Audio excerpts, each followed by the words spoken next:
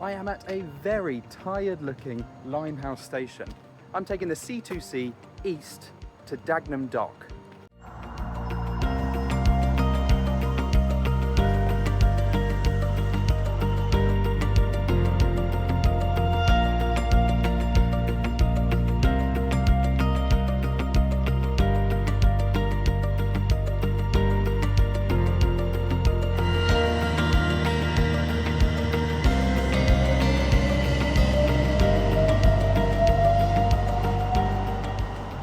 You're probably wondering why I've chosen to make a video about a little-known station in East London. I certainly haven't come for the beauty, nor the peace and quiet. That is the A13 roaring in the distance. No, I've come because of a long-standing fascination with the area that Dagenham Dock sits in the middle of. It stems from my time on the Eurostar. Like you, of course, I spend my time on trains obsessively looking out the window, mapping what I'm seeing. As you rocket out of London towards France, the Eurostar spends very little time overground. But in the Dagenham area, you get a long glimpse into what looks like never-ending new build developments, block after block in that new London boxy design.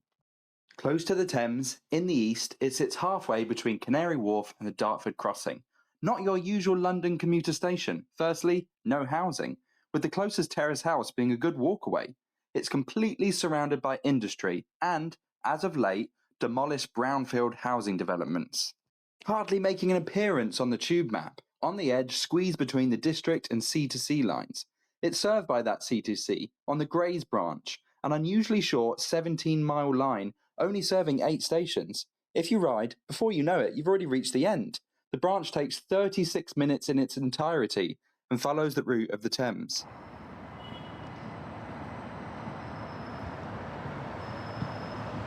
When you look at the station, you can't help but notice its double bridge setup and the strange collection of separate railways. Oh, and look a bit wider, and the station is completely overshadowed by a motorway running on top of it. Let's go back in time. We're in 2002, and that strange collection of railways is gone, as is the double bridge. In fact, there's now a road crossing the railway. So where did the extra railway lines come from, and where did the roads go? Well, HS1 claims the railway lines. Services to Ashford and France zoom past this station. A level crossing on such a fast railway would have been impractical, but once upon a time you could drive the full stretch of Chequers Lane, passing a delightful old signal box. No longer. But remnants of the crossing can still be seen. The road still remains, but it's blocked off. Without prior knowledge, you probably wouldn't presume this was a level crossing. Oh, and the lovely signal box has been demolished. The new bridge, like much of the HS1 infrastructure, is big and of its time. It's multi-purpose. It also makes Dagenham Dock step-free thanks to the mid-bridge lift. Out in the car park of the railway station, you can walk up to the gate and look at the old road. There's not much to see, but I love to imagine the cars rolling over and the signal box sitting to the side. When you're inside the station, the new HS1 bridge towers above the old bridge. You can glimpse over the edge and look at the old road, and also take in the dramatic surroundings. There's big infrastructure everywhere you look.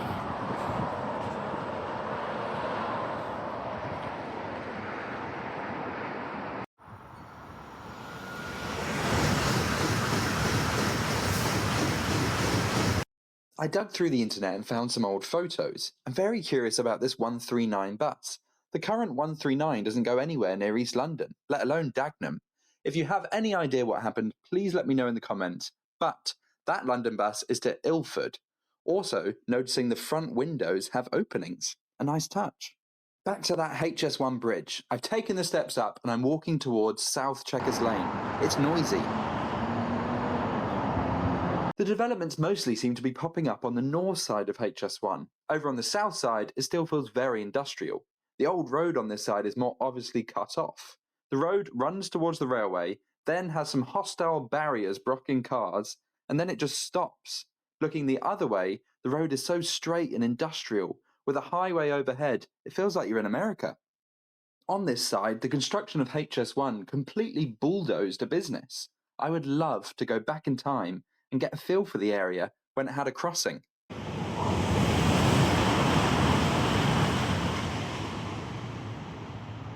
I hadn't planned to look at anything more than Dagenham Dock and the new bridge setup, But when on the south side, I noticed some more big infrastructure.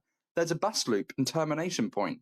As they enter, HGVs stick to the right to complete a loop, and the left side is for buses to come in and stop. Once a bus comes into service, it merges onto the same loop that the HGV would use. The plans here were big. There are bike racks, plenty of space on the path, and even some decoration. Currently, only one bus runs here, the EL2. Back when you could cross the railway in a vehicle, this would have been a quick journey. I'm not sure if this new bus was started as a replacement to the road crossing or if it's ready to serve new developments on the south side. But with nobody around, factories next door, and a noisy highway running overhead, I can't say it's somewhere I'd love to wait for a bus, especially at night time. Now, a reminder, if you haven't already commented and you know anything about the 139, did the EL7 replace it? I'm going to head back to the north side now. As you pass all of this big infrastructure, you can't help but notice how run down it's looking. I don't think this is an area that many people care about, and that is a shame.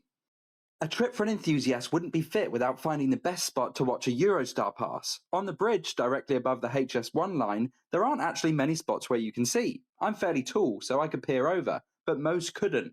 With a phone, you can hold your camera up to the railing and catch a fast train.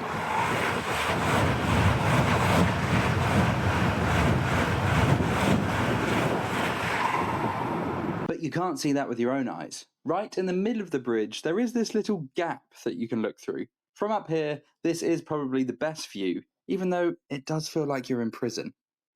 Okay, let's get off the bridge and take a tour of station facilities.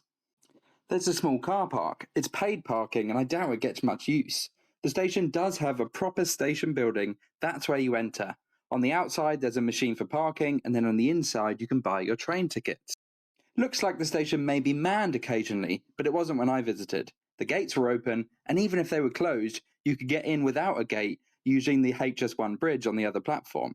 It's a very unassuming station, traditional overhangs, and the bulk of the facilities are on the main side. There are toilets with opening hours printed on the door, and I like the signage telling you where to go for trains to London, where I expect most people are going. The original station bridge has certainly seen some upgrades, but I'd wager the main structure is older than it looks. As you come over onto the other side, you've got an exit to the HS1 bridge lift, oyster validators, some decent shelter if the weather takes a turn. It's a nice practical station. The station has also been future-proofed. The screens are on, and this is where the driver's cab will stop if the train is pulling in. However, the platform has been extended way beyond this point, meaning if C2C ever want longer trains, they can fit. Well done them.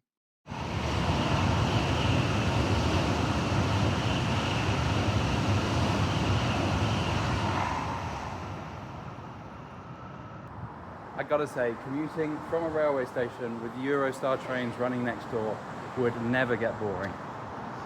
So, who is commuting? The local area is undergoing some pretty dramatic change. It's likely that Dagenham Dock station will see more passengers, and it's certainly got capacity.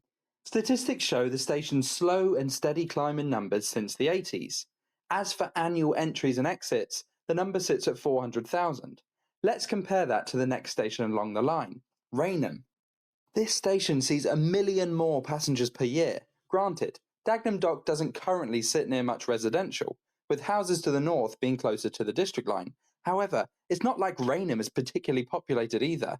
I think it's fair to say that Dagenham Dock is an underperforming station, likely due to its close proximity to the district line. I'll definitely be coming back in a few years to see how these high-rises are getting along. Currently, they're being marketed as an urban oasis, with a one-bedroom flat being 300,000 or a three-bed, 500,000. That's for the privilege of being 22 minutes from Fenchurch Street. A glimpse back in the past, and Dagenham Dock was home to a large Ford production line. In fact, the advertised urban oasis sits directly on top of one of Ford's factories. I think it's fair to assume that the station will have been a great connection for the large factory workforce. But the factory did stretch about a 10-minute walk towards the town, so those staff may have been still using the district line. Whilst I am usually sceptical of new developments and their over-promising of a luxurious lifestyle, it does look like the new development will be home to a fairly large park. It's also great to see brownfield sites being used. The factory was completely demolished, and construction is fully underway, with many factories remaining in the area and a very noisy road running past, I am curious to see how the development ends up. But let's take a look at that old factory. It utilises more than just this block, with the ability to move freight across the railway line using a custom bridge. Ford dominated the area, and much of what you can see is part of their factory, right the way to the River Thames, where cars could be collected by boat once complete. But not just boats, also trains. I love this photo because it shows the custom bridge in the background with the construction of HS1 and some old models of Ford that were built in the UK. With a little rummage on the internet, you can find articles from 2012 talking about job losses in the area. That freight bridge I mentioned does still remain, although it's not used anymore because there's no factory either side of the railway. In the area, I imagine loads of factories have been demolished. I haven't actually researched them, but just look at all the new builds. As you walk towards the high street, some of the blocks have been finished. In fact, some are already lived in. I imagine the residents are extremely excited for the completion of the project, as the walk down to the station currently feels quite sketchy. It's used as parking for lorries, and it sees very little traffic other than the station. Walking back to the station, it is windy and there is so much dust in the air. I am actually struggling to keep my eyes open. I'm not sure how people are going to be coping in those flats.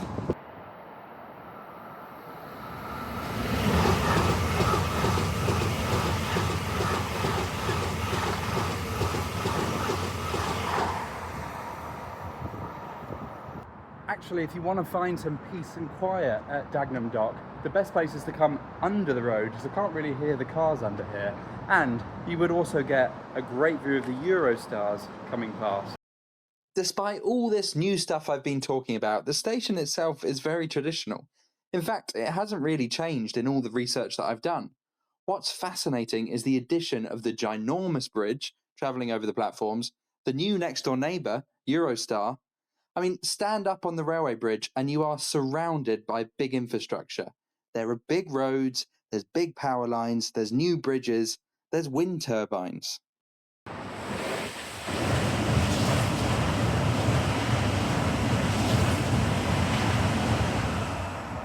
Oh, and fast trains. I'm now heading one stop down the line to go and see an abandoned pedestrian crossing of the railway and HS1. There'll be a bonus video for that, so make sure to get subscribed. But that's it, the tour of Dagenham Dock. What I would give for a time machine to see that old level crossing and signal box. Thanks for watching.